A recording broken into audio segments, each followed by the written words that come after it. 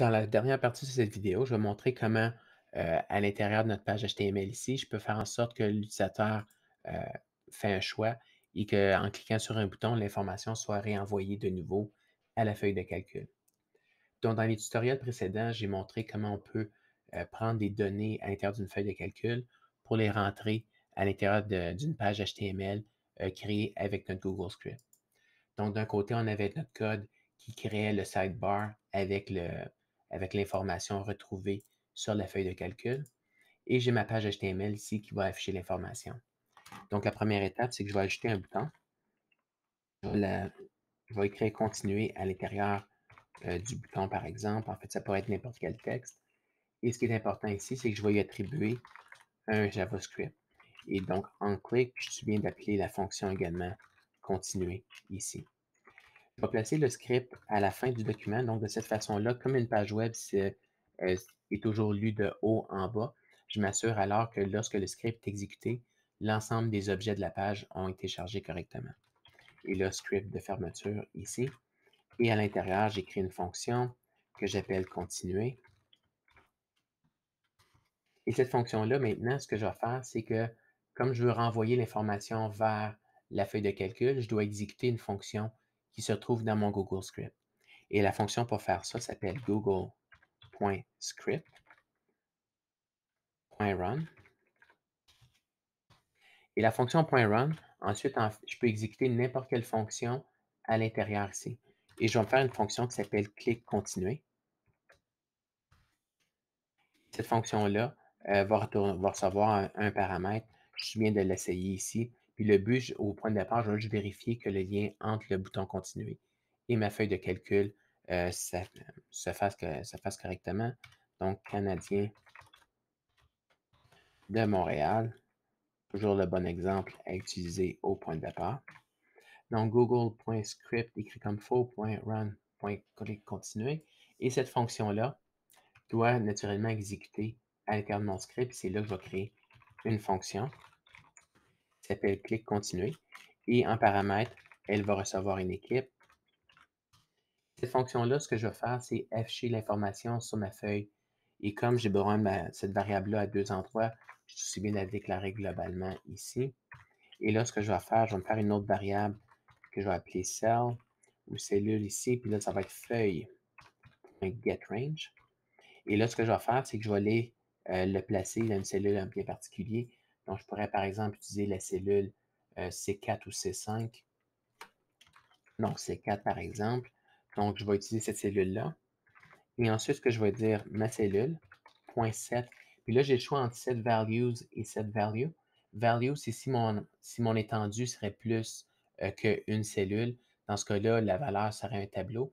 Dans ce cas-ci, comme j'ai juste une valeur à rentrer, je vais utiliser set value. Et là, set value, je vais rentrer, je vais placer l'équipe qui a été reçue en paramètre.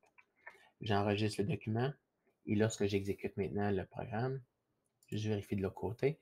En fait, le choix ici n'est pas important en autant que le bouton continuer. Et quand je clique sur continuer, l'information devrait apparaître de l'autre côté.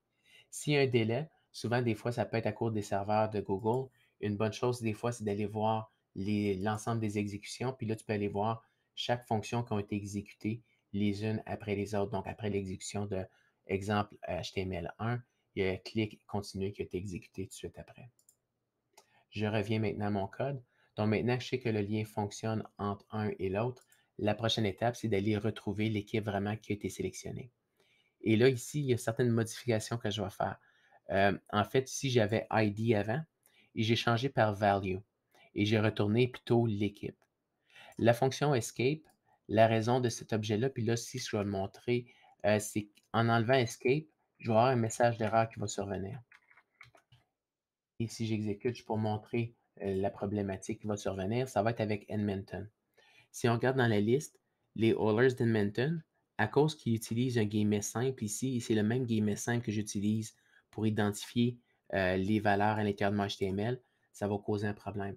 Et la fonction escape, justement, va enlever ou va du moins capter tous les caractères spéciaux pour faire en sorte justement que ce type d'erreur-là ne survienne pas. Donc, je vais juste rajouter escape de ce côté-ci, puis on va devoir utiliser plus tard la fonction onEscape, mais ça, je vais le faire par la suite une fois que le problème va survenir.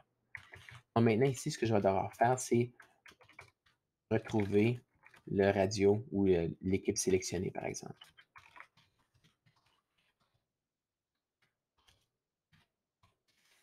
Pour le retrouver, il y a plusieurs façons de le faire. Une méthode pratique, c'est d'aller retrouver plutôt la propriété name au lieu du ID, justement. C'est la raison que je l'ai enlevé.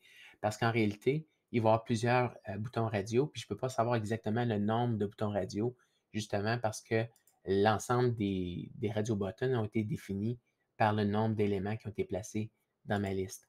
Donc, ce que je vais faire, c'est qu'en utilisant la propriété name avec équipe ici, je vais faire une variable, je viens de l'appeler choix.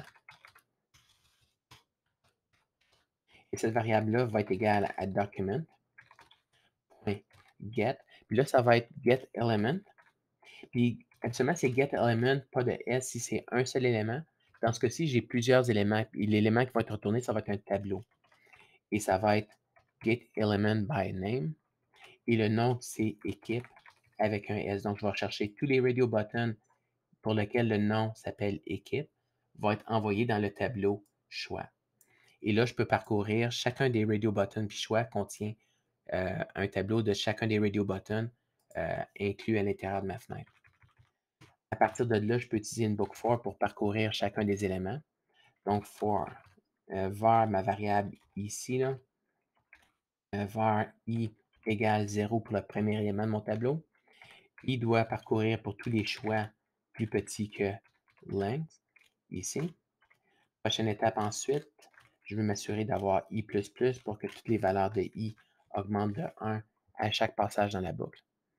Prochaine étape, je veux m'assurer puis je veux vérifier, voir est-ce que le radio button c'est en cours dans la boucle. Donc, est-ce que le radio button a la position i? Est-ce qu'il est sélectionné? Donc, est-ce que la propriété check est égale à true? Et si la propriété check est égale à true, dans ce cas-ci, je sais que c'est l'objet qui a été sélectionné. Donc, je peux tout simplement placer Google Strip. En fait, ce que je vais faire, je vais le garder comme il était ici, puis je vais faire une variable réponse à la place, qui au départ va être égale à aucun, parce que juste pour peut-être capter la situation où aucun radio button aurait été sélectionné. Puis là, ici, je vais dire ma réponse est égale. Puis là, je veux que ça soit le choix en cours. Puis là, je vais aller chercher sa propriété value. Puis comme le value va contenir le nom de l'équipe, de cette façon-là, le choix va être retourné à ma variable. Et là, de l'autre côté, c'est plus nécessairement le Canadien de Montréal qui va être affiché, mais la réponse ou le choix qui a été fait par le radio button ou aucun, si aucun choix a été fait. J'enregistre l'information ici. Et maintenant, le tout devrait fonctionner parce que cette partie-là va toujours fonctionner avec le paramètre et va renvoyer la formule de l'autre côté.